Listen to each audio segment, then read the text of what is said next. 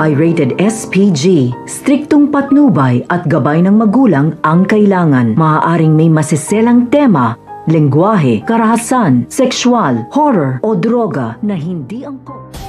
Welcome back mga ka-episode plus, at narito nga dapat natin abangan dito nga lang sa Abot Kami na Pangarap. Kung saan naitanong nga nito ni Chang Susan dito nga kay Josa na baka meron pa nga silang pwedeng mapagtanungan na maaari nga makausap nga nito ni Doc Benitez at malaman nga nila kung saan nga matatagpuan ng mga ito.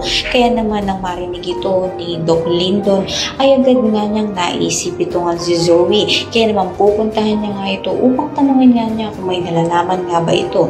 Dahil kung hindi siya magsasalita ay malaking posibilidad nga na siya na nga mismo maglantad ng katotohanan.